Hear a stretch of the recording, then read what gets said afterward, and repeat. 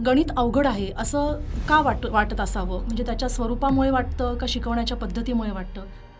शिक्षणातला सगळ्यात जो मूलभूत असा भाग आहे गणिताचा, त्याच्याकडे मात्र आपलं दुर्लक्ष होतंय. सब गोडे 12% अशा पद्धतीने गणिताला पण तेवढ्याच तासी का असं असू नये असं मला वाटतं.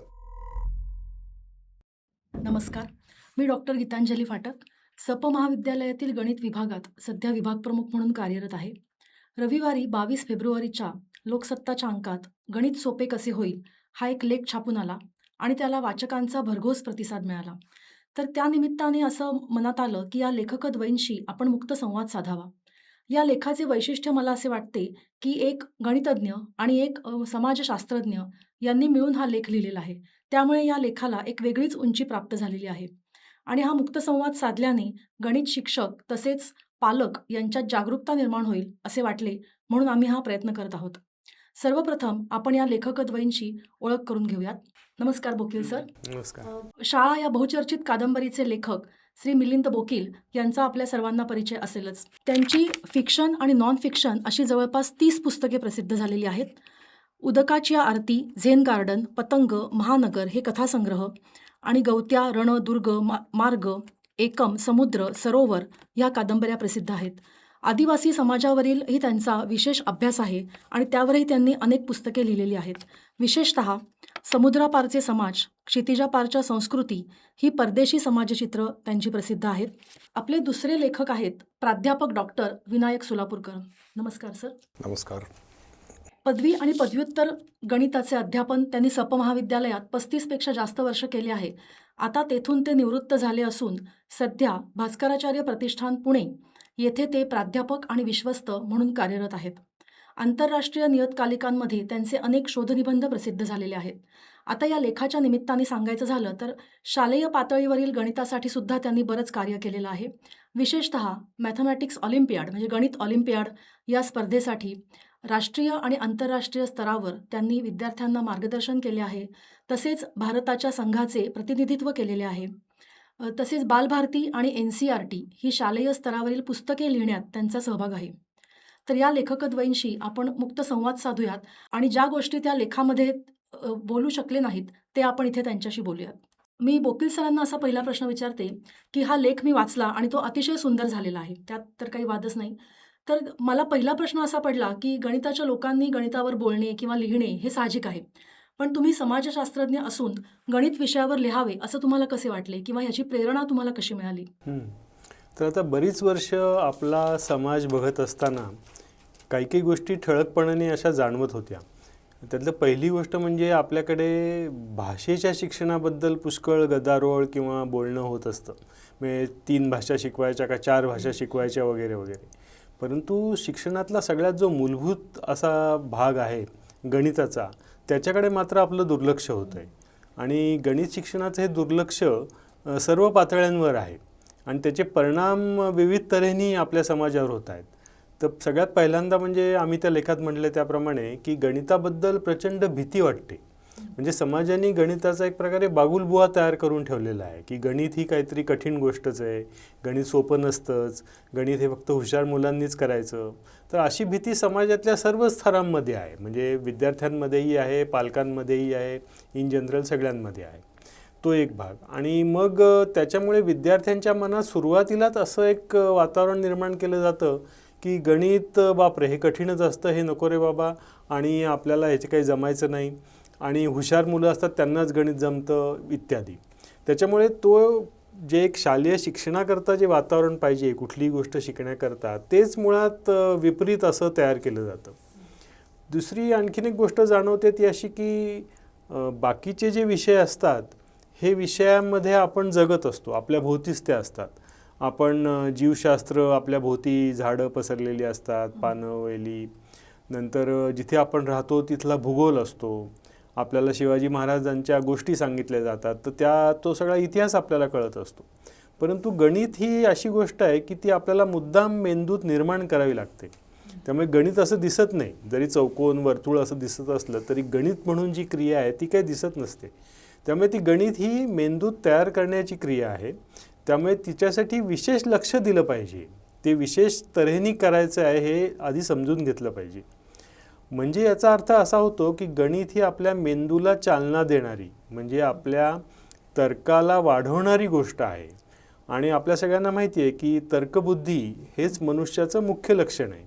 मनुष्य इतर प्राण्यांपेक्षा वेगळा कसा, तर तो तर्काने वागतो, त्याच्याकडे तर्कबुद्धी असते म्हणून आहे. तर ही तर्कबुद्धी हेच गणिताचं दुसरं नाव आहे. तर ती जागृत करायची असेल तर आपल्याला गणित शिकलंच पाहिजे.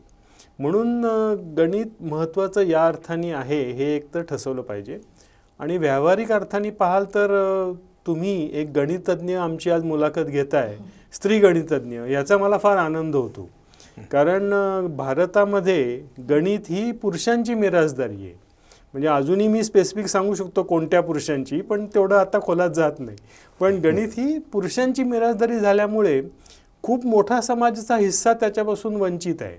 मग आज काही मुली गणित शिकत आहेत, पण आदिवासी समाजातल्या मुली कधी गणित शिकणार, शेतमजुरांच्या कधी शिकणार, दलित, मुस्लिम या मुली कधी गणित शिकणार. त्यामुळे सर्व समाजाला व्यापक रीतीने गणित शिकवायला पाहिजे ही खंत बरीच वर्ष मनात डाचत होती. आणि मग सोलापूरकर सरांशी जेव्हा आम्ही बोलायचो, त्याच्या आधीची वर्ष 2 वर्ष हा संवाद चालला होता, तेव्हा त्याच्यावरून लक्षात आलं की आपण काहीतरी करूया याच्याबद्दल. आधी आपण माहिती घेऊया, समजून घेऊया आणि मग त्याच्यातून तो म्हणजे आधी आम्ही ते बरंचसं काम केलं आणि त्यातनं हा लेख लिहायची आम्हाला प्रेरणा मिळाली. वा, अतिशय समर्पक उत्तर दिलेलं आहे. आता आपण सोलापूरकर सरांकडे वळूयात.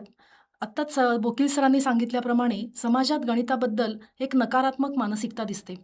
अगदी लहान मुलांच्या गाण्यात सुद्धा भोलानाथ उद्या आहे गणिताचा पेपर असा उल्लेख आढळतो. म्हणजे दुसऱ्या कुठल्या विषयाचा पेपर त्यांनी घेतला नाही आहे, खास गणिताचा पेपर घेतला आहे. तर गणित अवघड आहे असं का वाटत असावं? म्हणजे त्याच्या स्वरूपामुळे वाटतं का शिकवण्याच्या पद्धतीमुळे वाटतं? याच्याबद्दल तुमचं काय मत आहे? गणित हा विषय सोपा आहे का अवघड आहे याच्यावर खूप चर्चा झालेली आहे. किंबहुना या आत्ता प्रसिद्ध झालेल्या लेखामध्ये सुद्धा या गोष्टीचा उहापोह आम्ही केला आहे. त्याच्याकडे वळण्यापूर्वी जसं आत्ता बोकील सर म्हणले की एका महिला गणितज्ञ आमच्या मुलाखत घेत आहेत, त्याचा आनंद आहे. तसंच एक समाजशास्त्रज्ञ गणितावर बोलतो आहे याचा मला खूप आनंद आहे. कारण आमचं नेहमी हेच म्हणणं असतं की गणिताबद्दल समाजातल्या इतर घटकांनी, विद्वानांनी सुद्धा बोलावं. त्यानिमित्ताने गणित विषयावर जास्त चर्चा होईल आणि समाजातले अनेक घटक गणितावर विचार करू लागतील, त्याच्या स्वरूपाबद्दल, सोपा अवघड काय असेल ते. पण बोकील सरांसारख्या प्रथितयश लेखकांनी आणि समाजशास्त्रज्ञांनी याच्यात रस घेतला ही सगळ्यात पहिली मोठी गणिताच्या दृष्टीने जमेची बाजू आहे असं मी म्हणेन. सोपा अवघड तसं पाहिलं तर ह्या संकल्पना सापेक्ष आहेत. काही विद्यार्थी तुम्हाला शाळेमध्ये असे आढळतील की ते म्हणतील की आम्हाला गणित खूप आवडतं आणि काही जण म्हणतील आम्हाला गणित कठीण जातं. तर मुळात विषय कसा आहे, तर माझ्यासारखा गणितातला माणूस तर असं म्हणणार की गणित हा सोपा विषय आहे.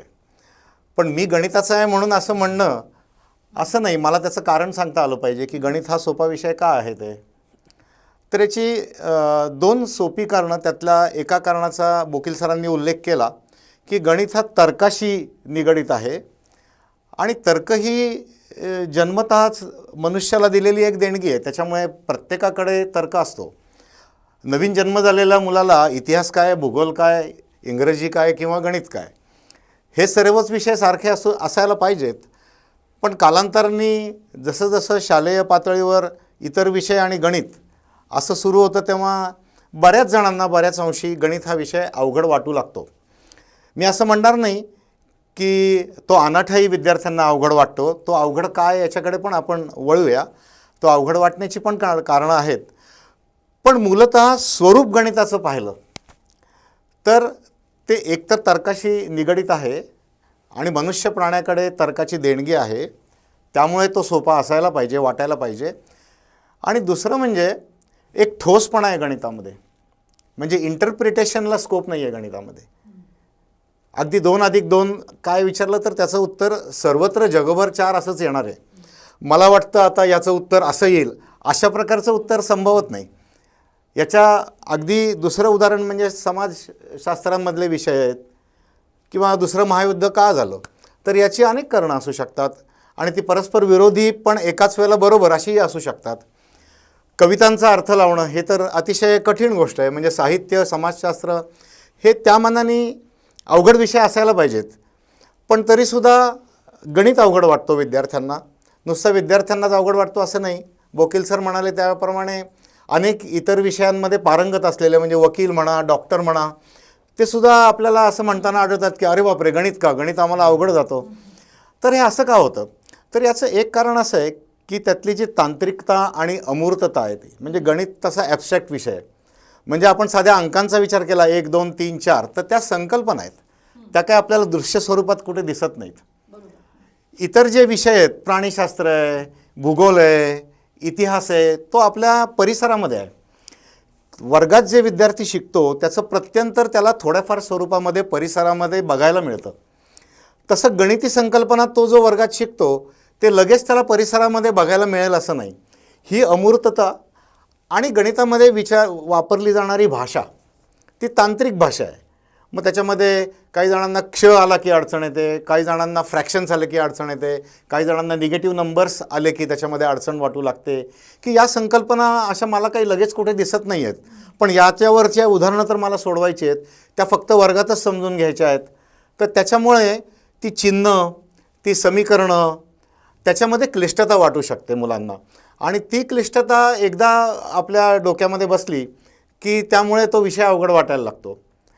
आता तो अवघड असेल आणि या गोष्टींमुळे अवघड वाटत असेल तर तुम्ही विचारलं त्याप्रमाणे शिकवण्याच्या पद्धतींमधनं याच्यावर मात करता येईल का?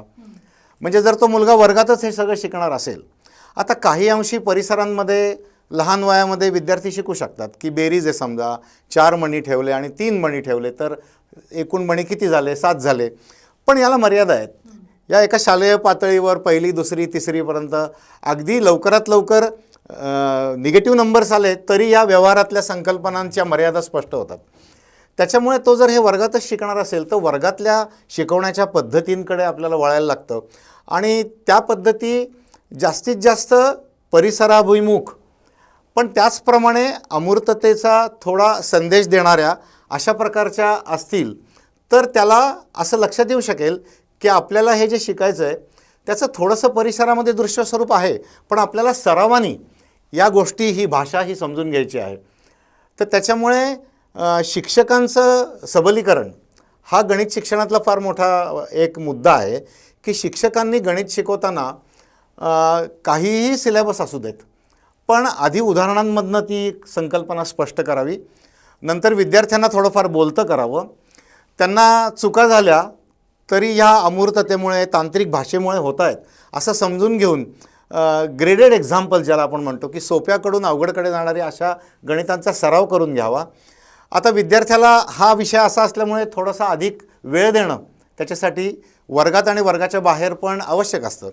तर त्या दृष्टीने त्या मुलांनी थोडासा अधिक वेळ गणितासाठी द्यावा आणि हा अवघड विषय वरकरणी वाटतो तो शिकवण्याच्या आणि शिकण्याच्या पद्धतींमधनं सोपा करता येऊ शकतो आणि विद्यार्थ्यांनी म्हणजे लर्नर आणि टीचर या दोघांच्याही सामूहिक एकत्रित प्रयत्नांमधनं या विषयाचा सोपेपणा हा जास्त आपल्याला बघायला मिळू शकतो.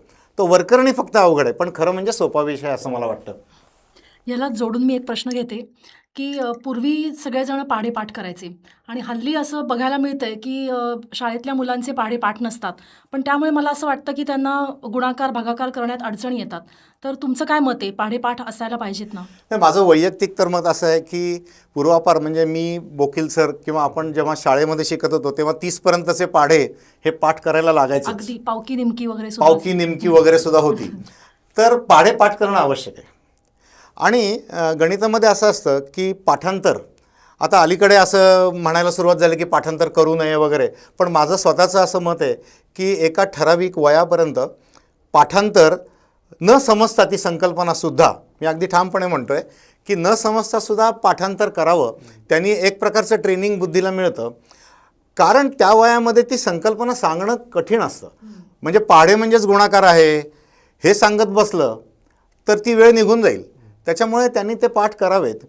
हा जो रेशो आहे की न समजता पाठांतर करणं आणि मग हळूहळू तर्काने समजत जाणं, हा नंतर व्यस्त होईल.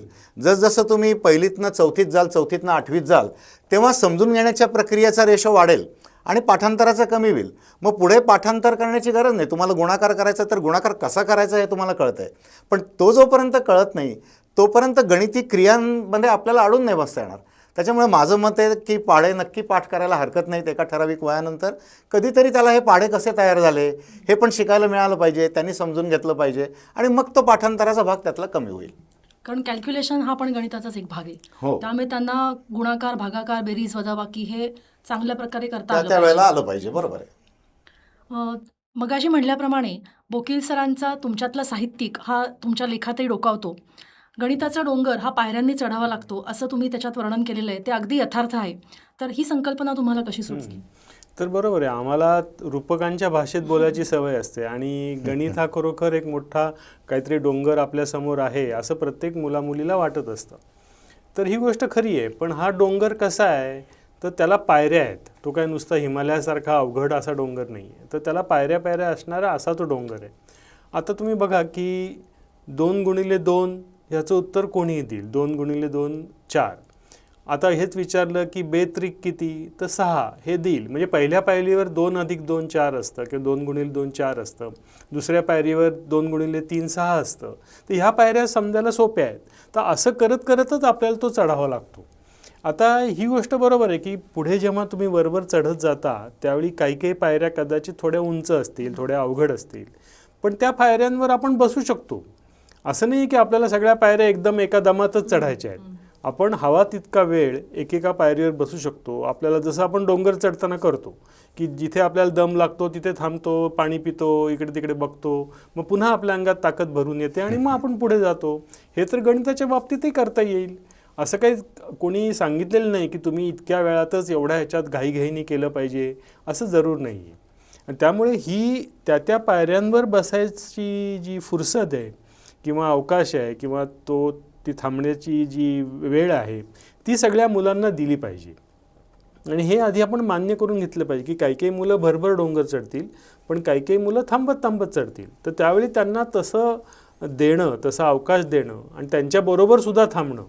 जसं आपण एरवी डोंगरावरही करू ना, जे मूल लांब मागे येत आहे त्याच्याबरोबर कोणतरी थांबेल, त्याला काही आपण एकटं सोडणार नाही. तसंच वर्गातल्या सुद्धा मुलांबरोबर काही मुलं भरभर चढणारी असतील त्यांना पुढे जाऊ देऊन, जी मागे राहत आहेत त्यांच्यासोबत थांबून जर आपण हा डोंगर चढला तर सगळी मुलं अगदी आनंदाने हा डोंगर चढू शकतात. म्हणून ते आम्ही रूपक डोंगराचं वापरलं आहे आणि ते अगदी चपखल बसतं आहे त्याला. आता गणित या विषयाबद्दल बोलायचं झालं तर प्राचीन भारतीय गणित हे अतिशय समृद्ध होतं आणि आपल्याकडे म्हणजे प्राचीन भारतात थोर गणितज्ञ होऊन गेले आणि त्यांचं खूप मोठं योगदान आहे. सध्या न्यू एज्युकेशन पॉलिसीमध्ये प्राचीन भारतीय परंपरा म्हणजे इंडियन नॉलेज सिस्टीम हा एक नवीन विषय आलेला आहे आणि त्यानिमित्ताने आपल्या पूर्वजांनी आपापल्या विषयात काय काय करून ठेवलं हे आपल्याला बघायला मिळतं. तर या सर्व म्हणजे प्राचीन गणित हे खूप मोठं आहे. त्यातले काही महत्त्वाचं योगदान जर तुम्हाला विचारलं तर तुम्ही कशाचा उल्लेख कराल? बरोबर आहे, तुम्ही म्हणताय की प्राचीन भारतीय गणिताबद्दल बोलायचं झालं तर एवढ्या कमी वेळात बोलणं शक्य नाही. तर त्यातल्या काही मोजक्या थोडक्या गोष्टी या ठिकाणी सांगता येतील.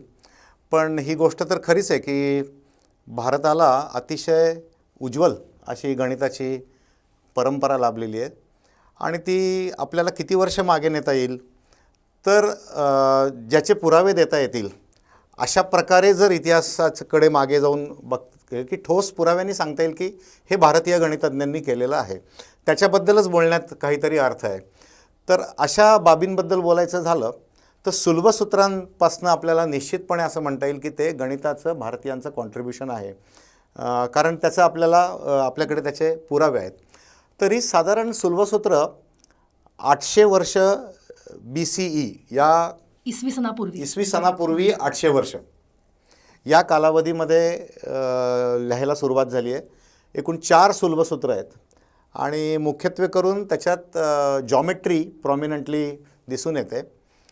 आता हा जर कालखंड आपण पाहिला तर पायथागोरस थेरमचा उल्लेख बोधायन सुलभ सूत्रामध्ये झालेला आपल्याला आढळतो. पायथागोरसच्या सुमारे 200 वर्ष आधी बोधायन सुलभ सूत्र लिहिली गेली आणि अगदी अनएम्बिग्युअसली पायथागोरस थेरम बोधायन सुलभ सूत्रामध्ये आलेला आहे. हे एक छोटंसं उदाहरण मी सांगितलं. गणिती संकल्पनांच्या सिद्धता द्याव्या लागतात. तर सिद्धतांबद्दल भारतीयांच्या काय संकल्पना होत्या त्याची विस्तृत चर्चा इथे करता येण्यासारखी नाही, म्हणून मी त्याबद्दल बोलत नाही. पण पायथागोरस थेरम आणि पायथागोरियन ट्रिपल्स म्हणजे ॲरिथमेटिक असोसिएटेड विथ दी जॉमेट्री असं सुद्धा आपल्याला या सुलभसूत्रांमध्ये बघायला मिळतं. त्याच्यानंतर जॉमेट्रीमधलं दुसरं उदाहरण मी देतो. मी विषयानुरूप उदाहरण देतो की ब्रह्मगुप्तांनी म्हणजे साधारण इसवी सनानंतर 7वं शतक त्याच्यामध्ये चक्रीय चौकोनाच्या बद्दल खूप मूलभूत असं संशोधन केलेलं आहे. आपण ज्याला हेरॉन्स फॉर्म्युला म्हणतो एरिया ऑफ ट्रायंगल काढायचा, तसं सायक्लिक क्वाड्रिलॅटरलचा फॉर्म्युला साईड्स दिलेल्या असताना काढण्याचा ब्रह्मगुप्तांनी फॉर्म्युला दिलेला आहे. ॲरिथमेटिकमधली उदाहरणं द्यायची झाली तर आर्यभट्ट, ब्रह्मगुप्त आणि भास्कराचार्य या तिघांच्याही लेखनामध्ये आलेली कुट्टक, भावना आणि चक्रवाल या 3 नंबर थिअरी ज्याला आता आपण विषय म्हणतो की लिनियर डायफंटाईन इक्वेशन आणि क्वाड्रेटिक डायफंटाईन इक्वेशनवर अतिशय सुंदर आणि मूलभूत असं संशोधन या मंडळींनी केलेलं आहे. किंबहुना ब्रह्मगुप्तांनी जे भावना ही जी संकल्पना मांडली ती नंतरच्या मॉडर्न मॅथमॅटिक्समध्ये multiplication rule for algebraic integers अशीच ती आहे. पण ती किती आधी आली आहे तर जवळजवळ 1001 वर्ष आधी ब्रह्मगुप्तांच्या लेखनामध्ये ती आलेली आपल्याला आढळते. आणि तिसरा महत्त्वाचा टप्पा वेळेअभावी मी एकदम पुढे जातो तो म्हणजे कॅल्क्युलस. तर आम्ही सगळ्यांनी असं शिकलं आहे की कॅल्क्युलस हे न्यूटन आणि लेबनिट्झ यांनी निर्माण केलेलं आहे आणि ते म्हणजे न्यूटन आणि लेबनिट्झ म्हणजे 17व्या शतकामध्ये. पण त्याच्या आधी 14व्या-15व्या शतकामध्ये केरळामध्ये गणिताची फार मोठी परंपरा 250 वर्षाची ट्रॅडिशन ज्याला आता आपण केरला स्कूल ऑफ मॅथमॅटिक्स असं म्हणतो. तर या केरला स्कूलमध्ये डेरिव्हेटिव्ह, इंटिग्रेशन आणि त्यांचा परस्पर संबंध, ट्रिग्नोमेट्रिक फंक्शनच्या सिरीज एक्सपान्शन्स या ज्या कॅल्क्युलसमुळे निर्माण झालेल्या संकल्पना आहेत त्यांचा अगदी क्लिअर कट म्हणजे प्रूफ सकट, कारण तेव्हा आपण 14व्या शतकाकडे जातो आहे. तर माधवा हे त्या स्कूलचे उद्गाते आणि त्यांचे शिष्य यांनी π/4ची सिरीज म्हणजे ज्याला आपण आता न्यूटन लेबनिट्झ सिरीज म्हणतो किंवा न्यूटन ग्रेगरी सिरीज असं म्हणतात किंवा डिफरन्सिएशनचं त्याच्यामध्ये रूट्स आपल्याला दिसतात. त्याच्यामुळे कॅल्क्युलस हे सुमारे 200 वर्ष आधी न्यूटनच्या भारतामध्ये निश्चितपणे निर्माण झालेलं आहे.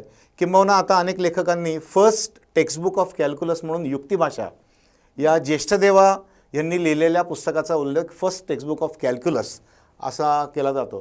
तर अशी खूप मोठी जवळजवळ 2000 वर्षाची परंपरा प्राचीन ज्याला एन्शंट इंडियन मॅथमॅटिक्स म्हणता येईल अशी आपल्याला लाभलेली आहे. प्राचीन भारताची परंपरा समृद्ध आहे हे आपल्याला माहितीच आहे. पण रॅपिड फायरप्रमाणे समजा तुम्हाला एकच त्यातलं सर्वात महत्त्वाचं योगदान कुठलं असं विचारलं तर तुम्ही काय सांगाल? एकच जर अतिशय ठळक आणि महत्त्वाचं उदाहरण सांगायचं झालं तर डेसिमल सिस्टीम. डेसिमल सिस्टीम ही भारतीय गणितज्ञांनी जगाला दिलेली सगळ्यात मोठी देणगी आहे असं मला वाटतं. नुसती देणगी असं नाही, भारतीय गणितज्ञ आत्ता मी जो कालावधी सांगितला 800 वर्ष इसवी सन पूर्वीपासून ते आजतागायपर्यंत डेसिमल सिस्टीमचाच वापर करत आहेत. युरोपमध्ये डेसिमल सिस्टीम खूप उशिरा आली, म्हणजे 14व्या-15व्या शतकानंतर डेसिमल सिस्टीमचा खऱ्या अर्थाने वापर युरोपमध्ये सुरू झाला. आणि त्याचं जे एक अतिशय महत्त्वाचं लक्षण आहे की प्लेस व्हॅल्यू, स्थानिक किंमत ज्याला आपण म्हणतो, की 10 आकड्यांपासून म्हणजे 0, 1, 2, 3, 9 हा फायनाईट सेट म्हणजे ह्या संख्या वापरून तुम्ही कितीही मोठी संख्या तयार करू शकता. म्हणजे potentially infinitely many numbers can be generated through a finite set. आणि फक्त डेसिमल सिस्टीमपुरतं असं नाही तर भारतीय गणितज्ञांची विचार करण्याची पद्धती जर आपण पाहिलं तर ती रिकर्सिव्ह मेथड अशा टाईपची आहे. रिकरन्स सेटअप करायचं म्हणजे एक सोल्युशन काहीतरी धरायचं, मग ते इम्प्रूव्ह करायचं, त्यातनं येणारं आउटपुट हे परत त्याच सिस्टीममध्ये टाकून त्याचं सोल्युशन इम्प्रूव्ह करत जायचं. आणि डेसिमल सिस्टीममध्ये प्लेस व्हॅल्यू अटॅच करणं हे रिकर्शनचं एक फार मोठं एक्झाम्पल पूर्वापार आपल्या भारतीय गणितज्ञांनी दाखवून दिलं आहे.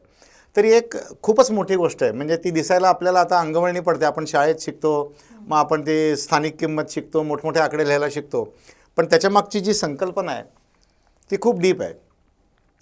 तर ती किती डीप आहे, तर न्यूटननी या डेसिमल सिस्टीमचं तोंड भरून कौतुक केलेलं आहे. न्यूटन आणि लॅपलास हे यांनी असं सांगितलं आहे की म्हणजे this is amazing gift that we have received, की अशा संख्या तयार करता येतात. आणि मग त्याच्यावरनं पॉवर सिरीजचं वगैरे न्यूटननी खूप उल्लेख केला आहे. पण जर एकच सांगायचं झालं तर डेसिमल सिस्टीम असंच म्हणायला लागेल. आणि यामुळेच मला वाटतं भारतीय लोक हे मोठ्या मोठ्या संख्यांना कधी घाबरले नाहीत. हां, असंही आणि असेल. त्यांचा ग्रहगोलांचा अभ्यास असल्यामुळे, ॲस्ट्रॉनॉमीमध्ये त्यांना इंटरेस्ट असल्यामुळे त्यांना मोठ्या मोठ्या संख्यांची गरज होती आणि डेसिमल नंबर सिस्टीममुळेच ते कितीही मोठ्या संख्या लिहू शकत होते. यानंतर मी बोकील सरांना असा एक प्रश्न विचारते की तुमच्या लेखामध्ये असा उल्लेख येतो की गणित हा विषय नदीच्या लोंढ्याप्रमाणे शिकवला जातो. तर म्हणजे नक्की काय म्हणायचे तुम्हाला?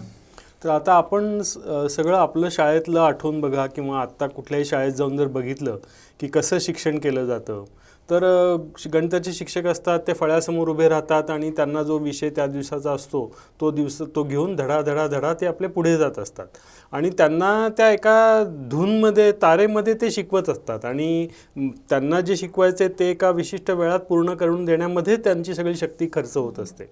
पण त्यावेळी वर्गात काय होत असतं, तर वर्गात पुढच्या बाकावरची 2-4 मुलं असतात, ती ऐकत असतात किंवा विचारलेल्या प्रश्नांना मी सर करून उत्तर देत असतात. पण बाकीची बहुसंख्य जी मागच्या बाकावर बसणारी मुलं आहेत ती मात्र हा नदीचा लोंढा त्यांच्यासमोरून नुसता जात असतो, ते त्यात काही भिजत नसतात. म्हणजे तुम्ही म्हटलात की भारतीयांना मोठमोठ्या आकड्यांची हौस होती आणि ती खरीच आहे. आपल्या आता 140 कोटी हा मोठाच आकडा आहे, पण त्या 140 कोटीपैकी जर 35-40 कोटी विद्यार्थी असतील तर ह्या सगळ्या विद्यार्थ्यांना सामावून घेईल अशी गणिताची पद्धत असायला पाहिजे ना, की जर बहुसंख्य विद्यार्थी त्या लोंढ्यापासून अलिप्तच राहणार असतील आणि त्यांच्यावरती शिंतोडेसुद्धा उडणार नसतील तर मग या गणिताचं शिक्षण खऱ्या अर्थाने सर्वव्यापी होणार नाही.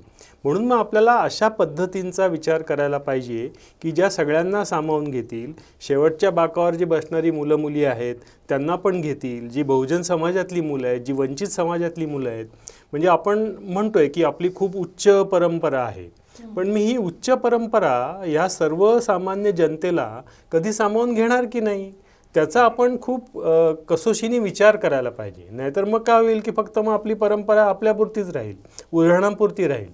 त्याच्याऐवजी ती वाढवून सगळ्या समाजाला कवेत घेईल अशा तऱ्हेची आपली पद्धती पाहिजे, हे एक आम्हाला प्रकर्षाने जाणवलं होतं. मगाशी उल्लेख केल्याप्रमाणे गणिताचा डोंगर हा पायऱ्यांनी चढावा लागतो, हे बरोबर आहे. पण काही वेळेला डोंगर चढताना काही वाटा अवघड असतात आणि मग तिथे आपल्याला हात देऊन वर ओढावं लागतं.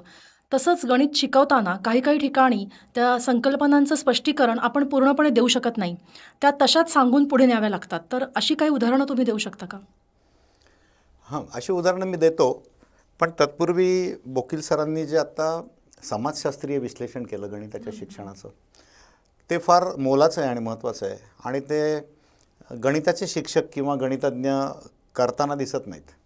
त्याला एखादा असा समाजशास्त्रज्ञच पाहिजे की भारताला खूप मोठी परंपरा आहे आणि खूप मोठ्या गोष्टी भारतीय गणितज्ञांनी जगाला दिलेल्या आहेत, पण भारतातल्या सर्वांपर्यंत त्या पोचल्या आहेत का नाही हा प्रश्न खूप महत्त्वाचा आहे. आणि या प्रश्नाचं उत्तर देतानाच गणित शिक्षणामधले जे अडथळे आहेत त्याच्याकडे आपण येतो की बहुसंख्य विद्यार्थी या प्रोसेसमधनं शिक्षणाच्या, जसा नदीच्या लोंढ्याची उपमा दिली सरांनी, यातनं बाहेर फेकलेले जाताना पण आपल्याला दिसतात की ड्रॉपआउट्सचं प्रमाण गणिताच्या बाबतीमध्ये बऱ्यापैकी आहे. तर ते अडथळे कुठले हे जर आपण अगदी कटाक्षाने बघायचं झालं आणि नीट त्याच्याकडे बोट त्याच्यावर ठेवायचं झालं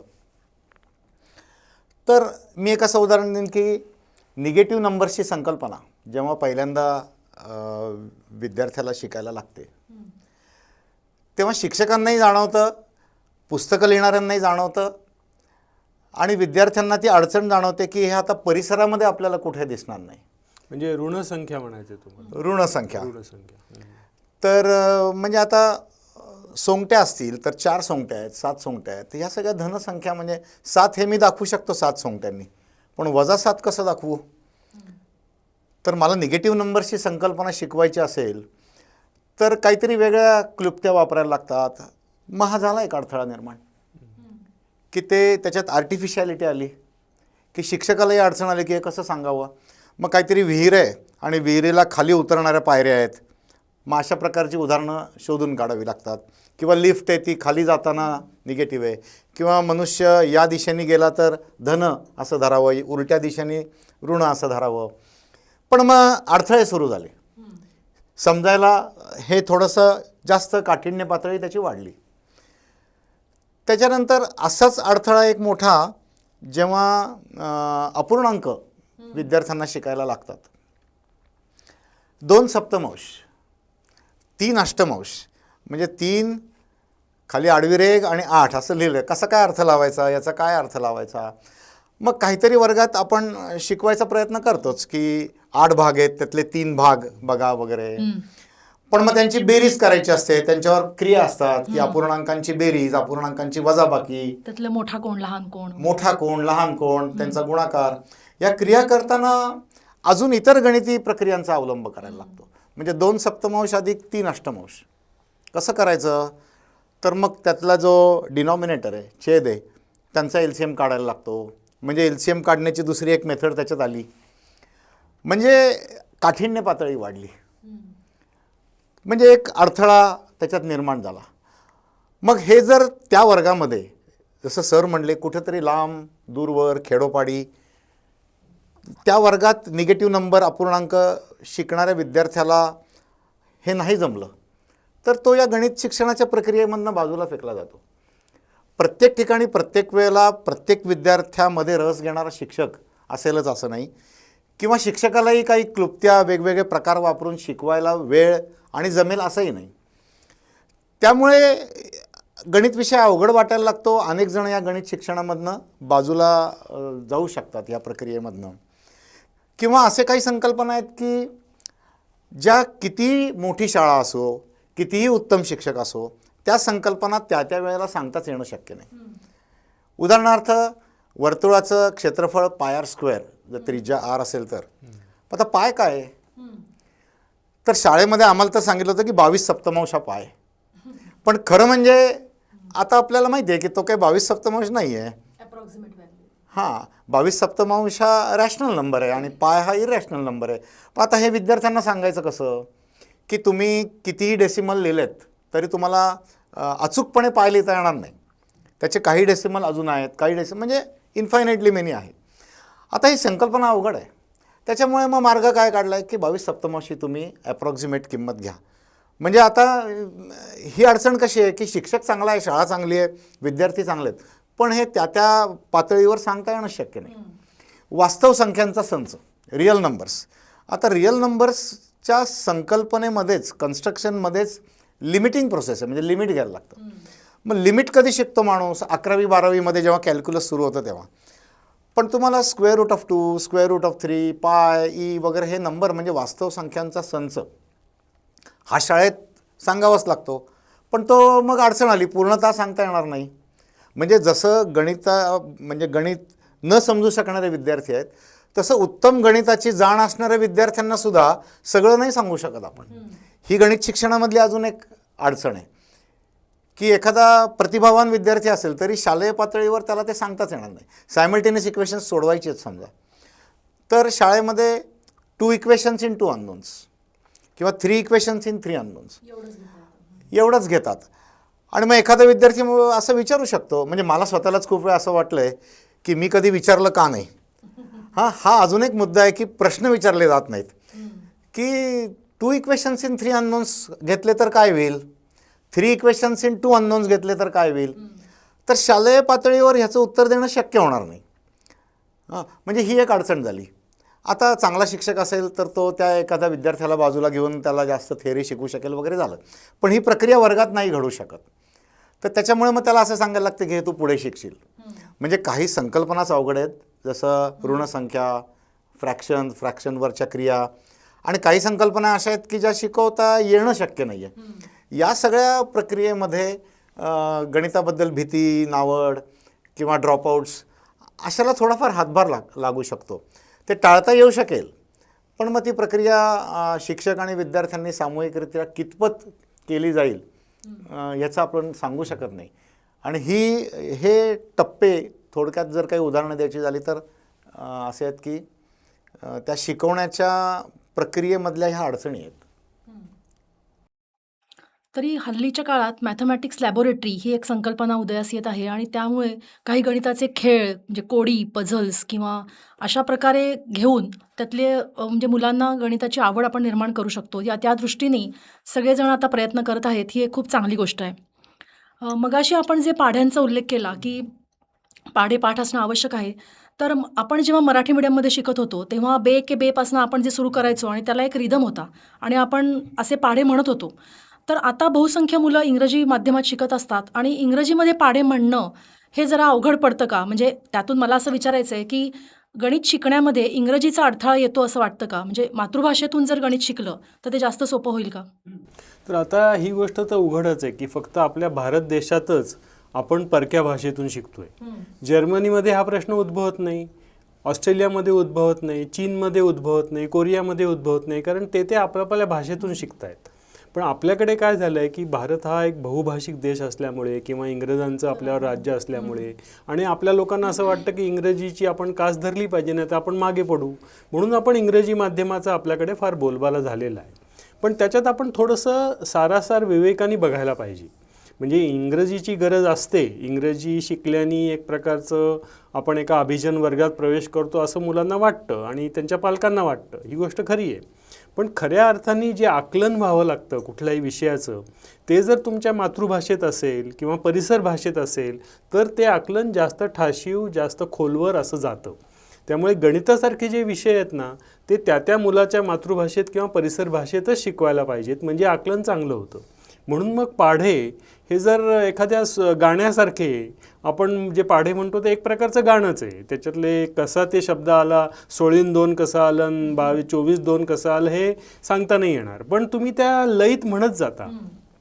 तर ते शिकणं हे फार एका दृष्टीने महत्त्वाचं आहे. आणि त्याला जोडून हा मुद्दा आहे की इंग्रजी शिकवायची आहे हे मान्य, पण त्यासाठी 10 वर्ष इंग्रजी माध्यमातच शिकलं पाहिजे का याच्यावर समाजाने विचार करायला पाहिजे.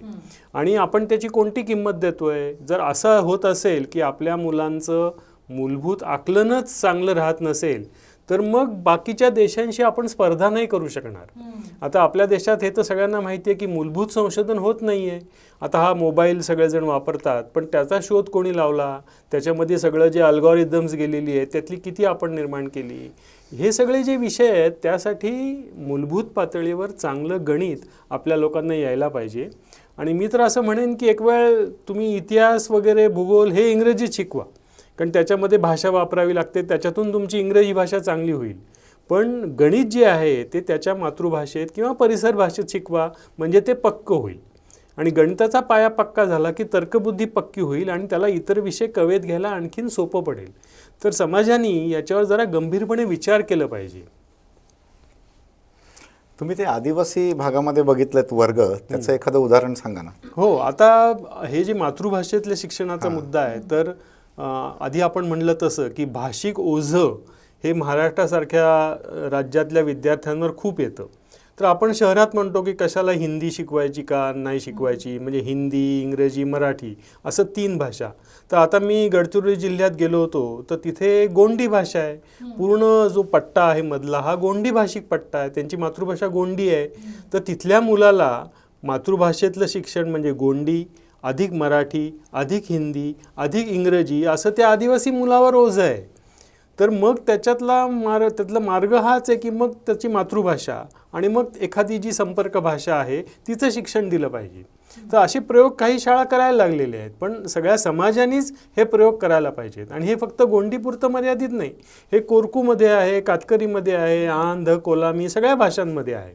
त्यामुळे समाज काय करतोय की ह्या विषयांकडे दुर्लक्ष करतोय. आपण एक आपलं धरून चाललोय की चला सगळ्या मुलांना इंग्रजीत घाला, त्यांना गळ्यात टाय बांधा, पाट्या दप्तर द्या आणि सगळ्यांना काढा त्या इंग्रजीच्या मांडवा खालून. पण प्रत्यक्ष परिणाम काय होतोय? आकलन सुधारतं आहे का, गणिती कौशल्य सुधारली जात आहेत का, भाषिक कौशल्य सुधारली जात आहेत का, याची तपासणी आपण करत नाही आहोत. आणि इथून पुढे 15-20 वर्षांनी जेव्हा कृत्रिम प्रज्ञेचं आव्हान येणार आहे त्यावेळी आपली बाजू फार लंगडी पडणार आहे. त्यामुळे आकलन चांगलं होईल याच्यावर आपण लक्ष द्यायलाच पाहिजे. कृत्रिम बुद्धिमत्तेचं आव्हान तर सगळ्या जगासमोरच उभं ठाकलंय हे आपल्याला माहितीच आहे. तर आत्ता सरांनी सांगितल्याप्रमाणे सर्वांनी शालेय पातळीवरील गणित तरी त्यांचं पक्कं असलं पाहिजे. तर या दृष्टीने गणित अध्यापनाबद्दल आणि गणित शिक्षणाबद्दल धोरणात्मक उपाय काय असू शकतात? आता सरांनी सांगितलं त्याप्रमाणे मातृभाषेत गणित शिकलं तर तो पाया जास्त कदाचित मजबूत होऊ शकतो. यासाठी मातृभाषेमध्ये साधनं विकसित केली पाहिजेत.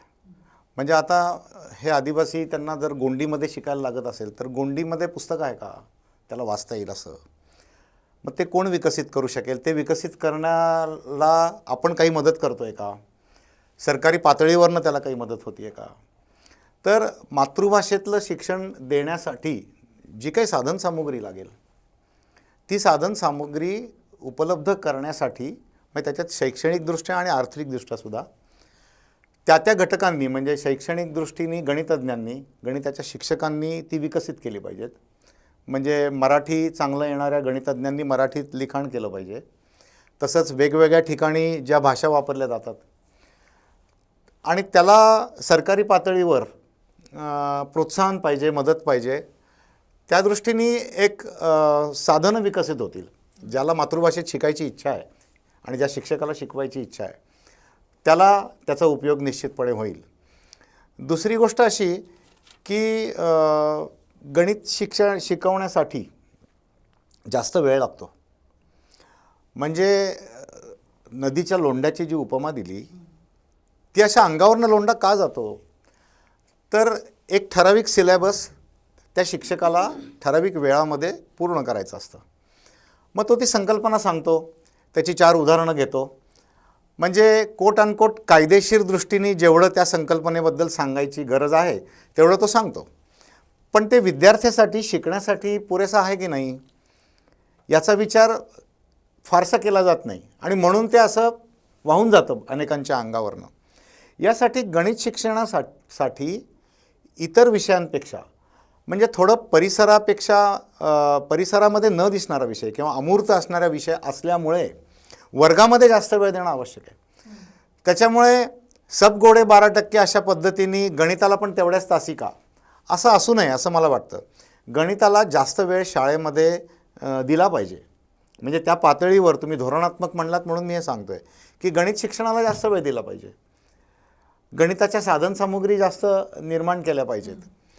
नंतर गणिताच्या शिक्षकांसाठी प्रशिक्षण वर्ग खूप मोठ्या प्रमाणावर झाले पाहिजेत. कारण भारतामध्ये विशेषतः गणित शिकवणारे शिक्षक हे गणिताचे पदवीधर असतात असं नाही. मग कुठल्या तरी स्टेजला त्यांनीच कदाचित गणित सोडलेला असतो विषय आणि दुसरा घेतलेला असतो. तर गणित शिकवताना तरी त्यांना आता गणिताची भीती नको म्हणून त्यांचे प्रशिक्षण वर्ग खूप मोठ्या प्रमाणावर झाले पाहिजेत. आणि गणित शिकवणं म्हणजे काय, ते वर्गात कसं शिकवावं, मुलांना त्याच्यामध्ये रुची कशी निर्माण होईल याचं शिक्षकांना प्रशिक्षण देणं आवश्यक आहे. हजारो लाखो विद्यार्थ्यांपर्यंत एखादी गोष्ट किंवा तुम्ही म्हणताय धोरणात्मक उपाय नेणं अवघड असतं. पण एका शिक्षकाला तुम्ही ट्रेन केलं तर तो अजून 100 हजारो विद्यार्थ्यांना त्याच्या संपूर्ण कारकिर्दीमध्ये चांगल्या प्रकारे गणित शिकवू शकतो. त्यामुळे शिक्षकांचं सबलीकरण हा धोरणामधला एक महत्त्वाचा टप्पा असला पाहिजे की गणिताच्या शिक्षकांचं सबलीकरण झालं पाहिजे. त्यांना गणित शिकवणं म्हणजे काय, चांगलं शिकवणं म्हणजे काय, चांगली त्यांच्यासाठी साधनं निर्माण करणं. आणि तुम्ही मगाशी म्हणलात त्याप्रमाणे शाळांमध्ये आता ह्याच्यात परत कसं होतं आहे की शहरी शाळांमध्ये असं नाही. कारण शहरी शाळांमध्ये कदाचित आर्थिक सुबलता असेल आणि ते मॅथमॅटिक्स लॅबोरेटरी डेव्हलप करू शकत असतील. पण हे अजून दूरपर्यंत गेलं पाहिजे की ज्यामुळे हाताळता येतं विद्यार्थ्यांना वस्तू.